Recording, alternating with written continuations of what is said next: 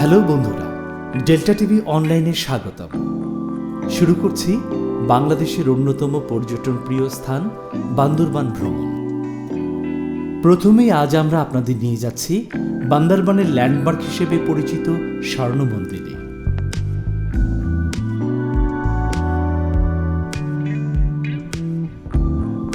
মূল মন্দিরে প্রবেশ করতে হলে আপনাকে আঁকাবাঁকা পথে 180টি সিঁড়ি ভেঙে জাদি পাহাড়ে 300 ফিট উঁচু চূড়ায় উঠতে হবে।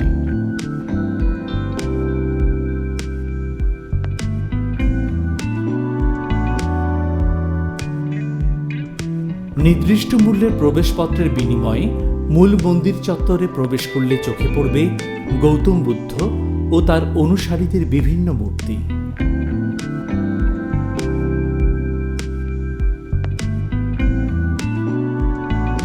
যার মাধ্যমে গৌতম বুদ্ধের জীবনের বিভিন্ন উল্লেখযোগ্য ঘটনা তুলে ধরা হয়েছে।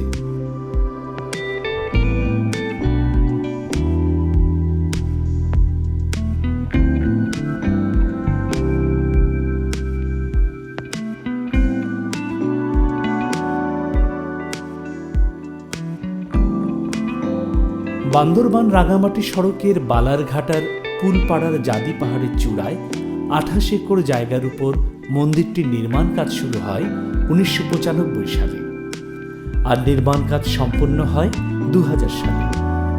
এটি মূলত বৌদ্ধ ধাতু জাদি, আনুষ্ঠানিক নাম মহাসুখ প্রার্থনাপূরক বৌদ্ধ ধাতু জাদি।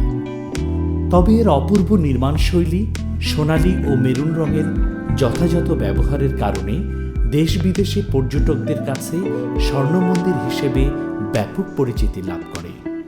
এই মন্দিরের কারুকার্য পৃথিবীর বিভিন্ন বৌদ্ধ জাতিগোষ্ঠী, বিশেষ করে তিব্বতের নির্মাণ শৈলীতে নির্মিত। নির্মাণ কাজে মিয়ানমার থেকে আনা হয়েছিল নির্মাণ শিল্পী ও কারিগর। গোলাকার মূল মন্দিরটি কেবলমাত্র বৌদ্ধ ধর্ম অনুসারীদের জন্য সংরক্ষিত।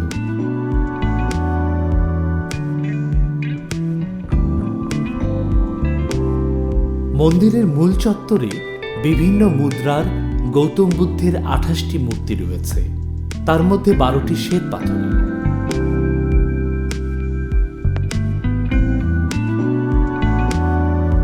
এছাড়া বৃহৎ আকারের অষ্টধাতুর প্রার্থনা ঘণ্টাটি পর্যটকদের নজর কাড়ে।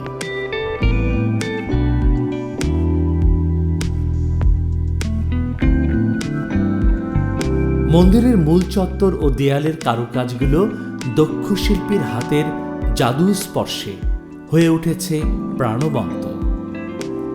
প্রিয় বন্ধুরা, স্বর্ণ মন্দিরটি প্রতিদিন সকাল 8:30 থেকে 11:30 এবং মধ্যাহ্ন বিরতির পর 12:45 থেকে সন্ধে 6টা পর্যন্ত দর্শনার্থীদের জন্য খোলা থাকে।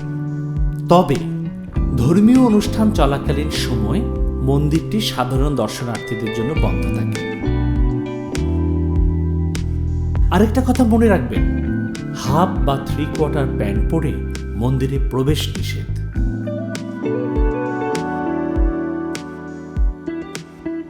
জাদি পাহাড়ের আরেকটি চূড়ায় আছে দেবতার পুকুর। শীত, গ্রীষ্ম, বর্ষা সব ঋতুতেই এই ছোট্ট পুকুরে পানি থাকে। বৌদ্ধ ধর্মাবলম্বীদের কাছে এটি অত্যন্ত পবিত্র স্থান। এখান থেকে স্বর্ণ মন্দিরের বাহিরের পূর্ণাঙ্গ অবয়ব ভালোভাবে দেখা যায়। বান্দরবান শহরের 1 নম্বর সাঙ্গু ব্রিজ সংলগ্ন ট্রাফিক মোড় থেকে স্বর্ণ মন্দিরে আসার অটোরিকশা পাবেন। ফেরার পথে সাঙ্গু ব্রিজের নিচ থেকে নৌকা ভাড়া করে দেখে নিতে পারেন সাঙ্গু নদীর অপরূপ সৌন্দর্য। আদিকাল থেকে মানব সভ্যতার গোড়াপত্তন হয়েছিল নদীকে কেন্দ্র করে। বান্দরবানও এর ব্যতিক্রম নয়। বান্দরবান জেলার নামকরণ নিয়ে একটি কিংবদন্তি রয়েছে। প্রচলিত রূপকথায় আছে এই এলাকায় অসংখ্য বানর বাস করত, আর এই বানরগুলো শহরের প্রবেশ মুখে, ছড়ার পাড়ে, পাহাড়ে প্রতিনিয়ত লবণ খেতে আসত।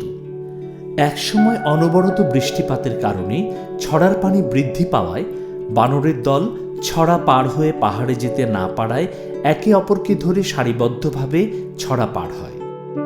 বানরের ছড়া পারাপারের এই দৃশ্য দেখতে পায় এই জনপদের মানুষ। সেই সময় থেকে এই জায়গাটি পরিচিতি লাভ করে ম্যা অক্সি ছড়া, অর্থাৎ মারমা ভাষায় ম্যা অক মানে হচ্ছে বানর আর ছি অর্থ বাঁধ। কালের প্রবাহে বাংলা ভাষাভাষীদের সাধারণ উচ্চারণে এই এলাকার নাম বান্দরবান রূপ লাভ করে। তবে মারমা ভাষায় বান্দরবানের প্রকৃত নাম রদ ক্যাওচিমড়। বান্দরবান জেলা 7টি উপজেলায় বিভক্ত: আলীকদম, থানচি, নাইখংছড়ি, বান্দরবান সদর, রুমা, রোয়াংছড়ি ও লামা। বান্দরবানের অর্থনীতি মূলত প্রাকৃতিক বনজ সম্পদ ও কৃষি নির্ভর, আর এই সাঙ্গু নদী এই অঞ্চলের অর্থনীতির লাইফলাইন। বর্তমানে বান্দরবানে পর্যটন শিল্প দ্রুত বিকাশমান। পাহাড়ি সাঙ্গু নদীর দুই কূলের নৈসর্গিক সৌন্দর্য এক কথায় অপরূপ। ইঞ্জিন চালিত নৌকায় চড়ে সাঙ্গু নদীর দুই কূলের প্রাকৃতিক সৌন্দর্য অবলোকন করার মজাই আলাদা।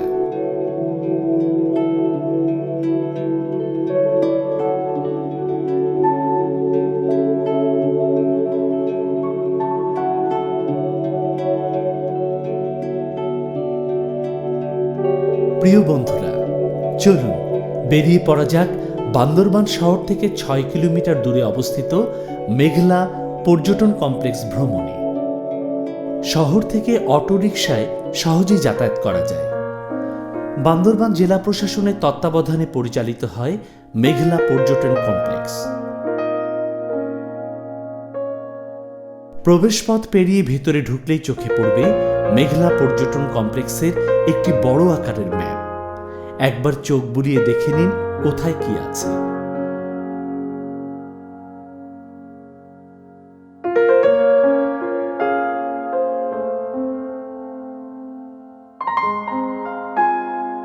ঢালু রাস্তা ধরে নিচে নামলেই দেখবেন নয়নাভিরাম লেক আর তার উপর ঝুলন্ত সেতু।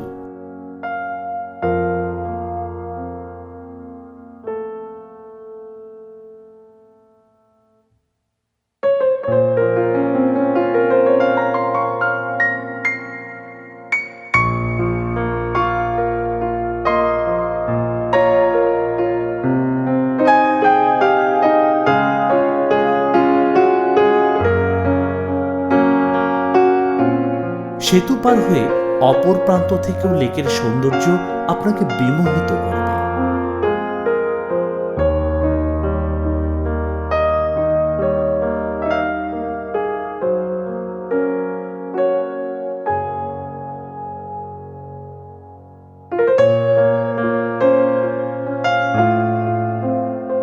আর একটু সামনে এগুলে দুটো রাস্তা পাবেন।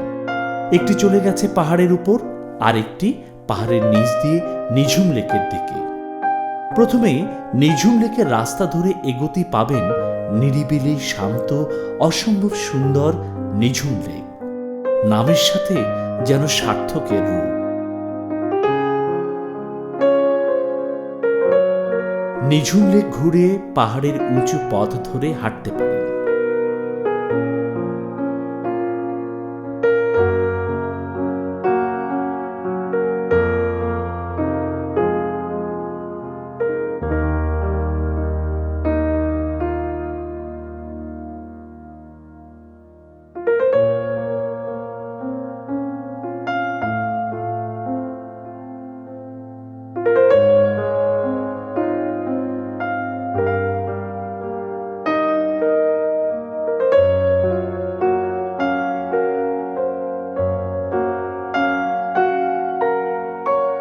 ইটের রাস্তা বেয়ে পাহাড়ের উপরে উঠতে উঠতে দুপাশে প্রাকৃতিক সৌন্দর্য আপনাকে বিমোহিত করে দেবে।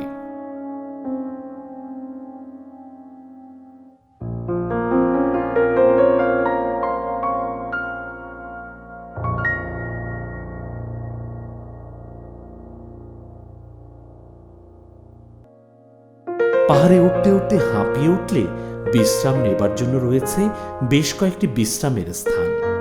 এই পথ ধরে আরও সামনে এগুলি পৌঁছে যাবেন মেঘলা পর্যটন কমপ্লেক্সের মিনি চিড়িয়াখানায়।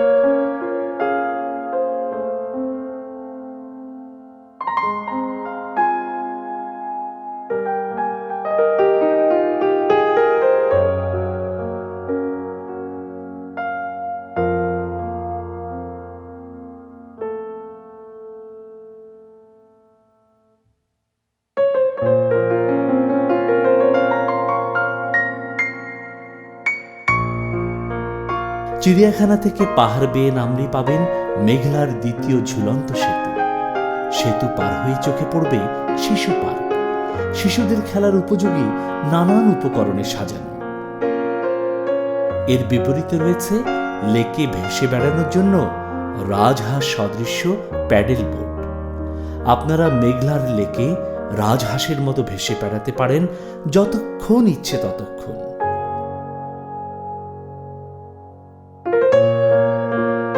বান্দরবানে এসে মন্দির, সাঙ্গু নদী, লেক তো দেখা হলো, তবে পাহাড় কেন বাকি থাকবে? হ্যাঁ বন্ধুরা, আমাদের পরবর্তী গন্তব্য বান্দরবান শহরের কাছে সবচেয়ে বড় পাহাড় নীলাচলে গড়ে ওঠা নীলাচল পর্যটন কমপ্লেক্স। মেঘলা থেকে এর দূরত্ব 4 কিলোমিটার আর বান্দরবান শহর থেকে 6 কিলোমিটার। অটোরিকশায় সহজেই মেঘলা অথবা বান্দরবান শহর থেকে পৌঁছতে পারেন নীলাচলে। কাঁচ ঘেরা এই ওয়াচ টাওয়ারটিকে কেন্দ্র করে গড়ে উঠেছে নীলাচল পর্যটন কেন্দ্র।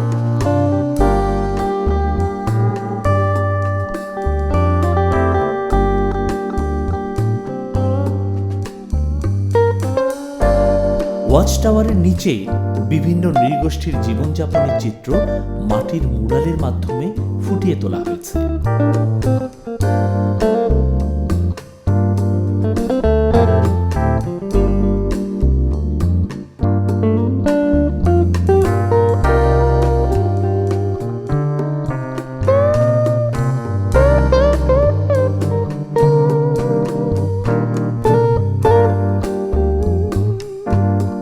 নীলাচলের চূড়া থেকে পাহাড়ের বুকে গড়ে ওঠা পুরো বান্দরবান শহর দৃশ্যমান হয়।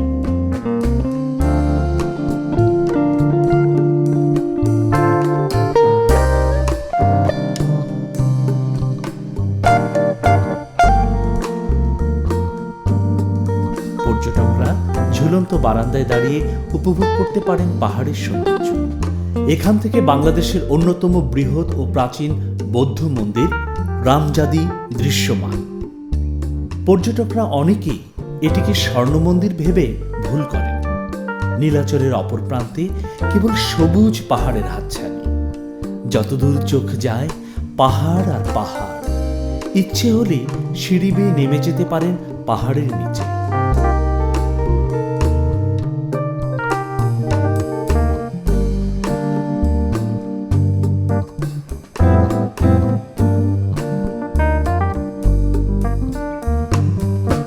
নীলাচলের আসল সৌন্দর্য ফুটে ওঠে সূর্যাস্তের সময়।